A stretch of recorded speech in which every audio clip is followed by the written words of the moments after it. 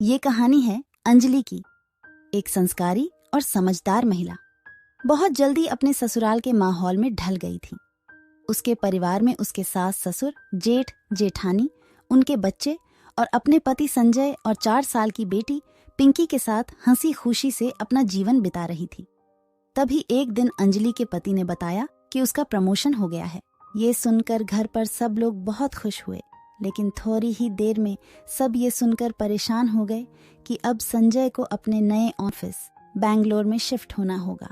अंजलि बैंगलोर नहीं जाना चाहती थी क्योंकि वो पहले कभी अकेले रही नहीं थी। घर पर रहते हुए उसे किसी भी तरह की चिंता करने की जरूरत नहीं पड़ती थी क्योंकि सब बड़े संभाल लेते थे। लेकिन अब उसे डर लग रहा था कि वो बैंगलोर में अकेले सब कुछ कैसे मैनेज करेगी। और सबसे बड़ी चिंता तो उसे अपनी बेटी पिंकी की थी, जो हर पल पूरे परिवार से घिरी रहती थी। अब वो दिन नजदीक था जब संजय और अंजलि को बंगलौर जाना था। तभी अंजलि की सासू माँ, अंजलि बेटा, तुझसे एक बात कहनी है। हाँ माँ, बोलिए ना। अंजलि, मुझे तुम्हारे ऊपर पूरा विश्वास है कि तुम सब संभाल लोगी, पर तुम दूसरों पर बहुत जल्दी भरोसा कर लेती हो, इसलिए लोग तुम्हारे इसी भोलेपन का फायदा उठाने की कोशिश करते हैं। पहले सामने वाले को परखो, फिर भरोसा करो। जी माँ, मैं ध्यान रखूंगी। और बहुत ही भावुकतापूर्वक संजय, अंजलि और पिंकी अपने परिवार से विदा लेते हैं। पिंकी पूरे रास्ते सबको याद कर करके रोती रही। बड़ी मुश्किल से दोनों ने उसे संभाला। अब अंजलि को चिंता होने लगी कि बाकी सब तो ठीक है, पर पिंकी को कैसे संभाल पाएगी। बंगलौर पहुंचने के बाद अंजलि अपनी नई घर गृहस्थी बसाने में व्यस्त हो गई। फिर धीरे धीरे वो परेशान रहने लगी क्योंकि अब संजय सुबह जल्दी ऑफिस चले जाते और शाम को लेट आते और पिंकी भी स्कूल जाने लगी। अब तो अंजलि दिन भर घर में बोर होने लगी। फिर उसने घर से बाहर निकालना शुरू किया। तभी एक दिन उसकी मुलाकात सुनीता से हुई।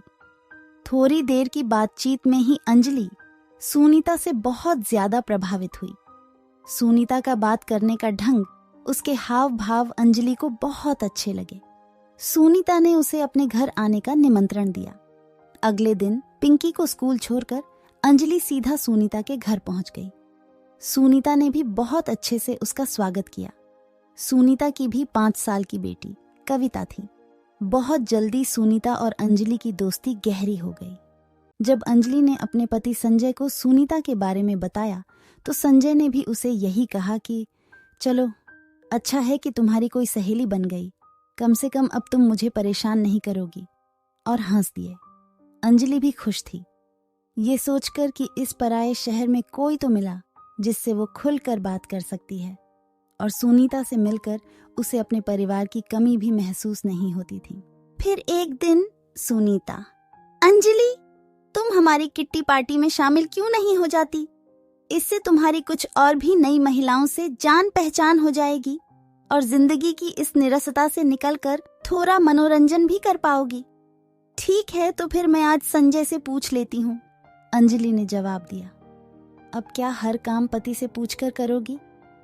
भाई, हम तो अपनी जिंदगी अपने हिसाब से जीते हैं। तुम्हारे जैसी पत्नियां ही होती है जो अपने पति की आज्ञा के बिना सांस भी नहीं लेती। सुनीता व्यंग्य से हंसी। उसकी ये हंसी अंजलि को चुभ गई, पर वो चुप रही। अब तो किट्टी पार्टी में अंजलि की कई महिलाओं से दोस्ती हो गई। सुनीता का अंजलि के घर आना जाना बढ़ने लगा। अब वो धीरे धीरे अपनी बेटी कविता को अंजलि के घर छोड़कर कहीं भी घूमने चली जाती। अंजलि अच्छे से कविता को रखती, अपनी बेटी पिंकी और कविता को एक जैसा प्यार करती। अब तो सुनीता अपनी बेटी के साथ साथ अंजलि से खुद का खाना भी बनवाती और कभी कुछ तो कभी कुछ चीजें मांगने आ जाती। फिर धीरे धीरे उसने अंजलि के घर में ज्यादा दखलंदाजी करना शुरू कर दिया। कभी वो पिंकी को लेकर कोई भी कमेंट कर देती तो कभी उसके घर के बारे में। फिर भी अंजलि दोस्ती की खातिर सब बर्दाश्त कर रही थी। एक बार सुनीता का किसी महिला से झगड़ा हो गया। अंजलि भी वहीं पर थी और उसने अपनी दोस्त सुनीता का पक्ष लिया। इसलिए वो महिला अंजलि से खफा हो गई क्योंकि अंजलि के उससे अच्छे रिश्ते थे, लेकिन उसने सिर्फ अपनी सहेली के चक्कर में उस महिला से झगड़ा किया। अंजलि सुनीता को दिल से अपनी दोस्त समझती थी, लेकिन सुनीता तो उसे सिर्फ इस्तेमाल कर रही थी ताकि जब भी उसे कभी बाहर जाना हो तो वो अपनी बेटी को उसके पास छोड़कर निश्चिंत होकर जा सके और उसके लिए खाना पीना बना सके। लेकिन अंजलि तो इन सब बातों से अनजान थी। तभी एक दिन अंजलि का मन नहीं लग रहा था, इसीलिए वो बिना बताए सुनीता के घर उससे मिलने चली गई। पर जैसे ही वो दरवाजे के पास पहुंची तो सुनीता की जोरों से हंसने की आवाज आई। अंजलि ने झांक कर देखा तो वहां 2 और महिलाएं बैठी थीं। फिर अंजलि सुनीता के मुंह से अपना नाम सुनकर वहीं रुक गई। सुनीता बोल रही थी, अरे कौन वो बेवकूफ अंजलि, वो तो पूरी की पूरी बेवकूफ है। अरे वो मेरी कोई अच्छी दोस्त वोस्त नहीं है, मैं तो बस उससे थोड़ा प्यार से बोल लेती हूँ तो वो मेरी बेटी को अपने पास रख लेती है और मैं थोड़ा निश्चिंत होकर घूमने चली जाती हूँ और फिर बाहर से आकर मुझ में खाना बनाने की हिम्मत नहीं रहती तो उसे बोल देती हूँ। अब बेंगलोर जैसे शहर में खाना पकाने वाली भी बहुत महंगी मिलती है ना, तो बस अंजलि तो आजकल मेरे लिए मुफ्त की कुक है, बस और कुछ नहीं। अब और ज्यादा कुछ सुनने की हिम्मत नहीं हुई अंजलि की और रोते हुए घर वापस आ गई। थोड़ी देर बाद उसने अपने घर की बालकनी से देखा कि सुनीता उसी महिला से हंस हंस कर बात कर रही थी जिसके साथ उसका कुछ दिन पहले झगड़ा हुआ था। उस महिला और अंजलि के रिश्ते काफी अच्छे थे, लेकिन अपनी झूठी सहेली सुनीता की वजह से उसने उस महिला की नजर में अपनी छवि खराब कर ली। और तो और उस महिला ने अंजलि से बातचीत बिल्कुल बंद कर दी। आज अंजलि बहुत उदास हो गई क्योंकि उसे नहीं पता था कि जिसे वो अपना सच्चा दोस्त समझती आ रही थी, उस सुनीता की नजर में उसकी औकात एक मेड की है। और तो और सुनीता उसकी पीठ पीछे बाकी लोगों के सामने उसकी छवि खराब करने की कोशिश कर रही थी और खुद उसके सामने मीठा बनकर सच्ची दोस्त होने का दिखावा कर रही थी। सुनीता तो उसे सिर्फ अपनी जरूरत के हिसाब से इस्तेमाल कर रही थी और वो समझती थी कि वो उसे पसंद करती है। तभी अंजलि की माँ का फोन आता है। अंजलि ने उन्हें सब बातें बताई और फिर माँ ने उसे कुछ करने को कहा और फोन रख दिया। फिर अगले दिन सुनीता, अंजलि मुझे बहुत जरूरी काम से बाहर जाना है तो तुम कविता को देख लेना, उसने कुछ खाया भी नहीं है तो उसे कुछ खिलाकर सुला देना। मैं शाम तक आ जाऊंगी तो खाना हम साथ में यहीं खा लेंगे, ओके?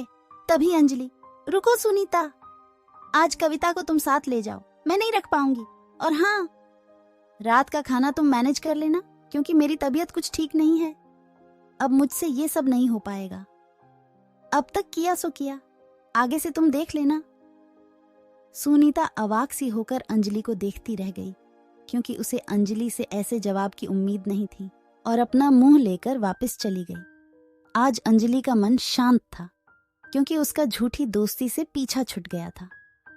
अक्सर हमारे आसपास ऐसे बहुत से लोग होते हैं जो हमारे सच्चे दोस्त होने का ढोंग रचते हैं, पर असलियत में वो हमारा इस्तेमाल करते हैं ताकि जरूरत पड़ने पर हम उनका साथ दे पाए।